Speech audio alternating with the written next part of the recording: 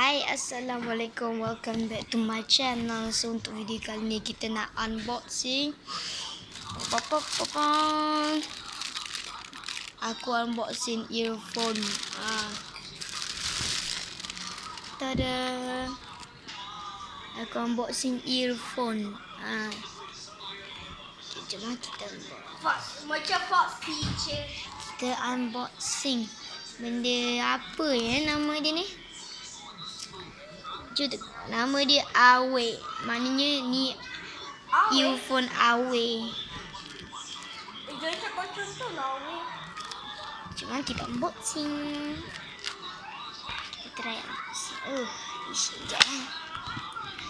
Tada. Kita try buka. The Billion Island.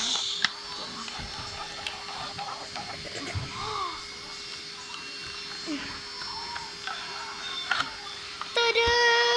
Cantik weh. Cantik. Wanita. Uish, kenapa ni? Wah, ada benda keluar. Wanita. Wow. Selama ni aku memang kita letak bawah. Selama ni aku memang ada earphone dulu lah. Dulu aku ada benda ni tapi dia tak ada punya yang macam getah tu. Dulu aku ada, sekarang aku dah tak ada dah, tak tahulah letak mana.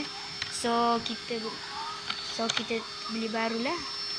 Ni ada ni, yang benda ni plastik ni untuk tukar dia punya case dia, macam contohlah macam korang nak masuk ke earphone kan, macam tak boleh kan.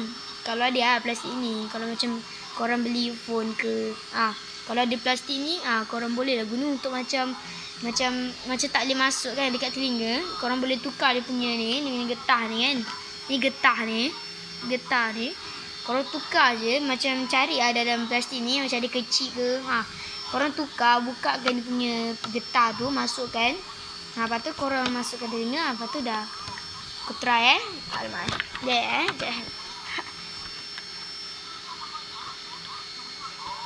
Wish. Tada.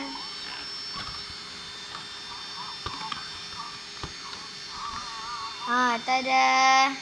Sekejap. Sini ada tak kiri kanan apa? Susah nak tahu. Cuba tengok. Korang tengok. Magnet tau. Ni bukan okay. Ni betul bukan main-main Ni magnet. Okay, aku try lepaskan tengok. Magnet. Magnet ni nampak dia ada benda ni.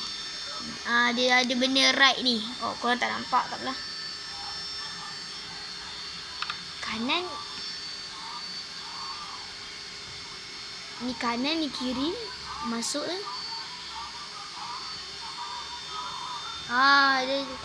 Joget-joget Jangan macam tu lah. Kita lepas tu ya Allah, aku akhirnya dapat. Kita dah unboxing AirPod pula earphone. Keropok. So itu sajalah untuk video kali ni. Jangan lupa like, subscribe, komen dengan lepas tu subscribe lah. Tolonglah subscribe channel aku sebab aku betul-betul nak sampai subscribe banyak. Boleh korang komen kat bawah. Bye bye. Assalamualaikum.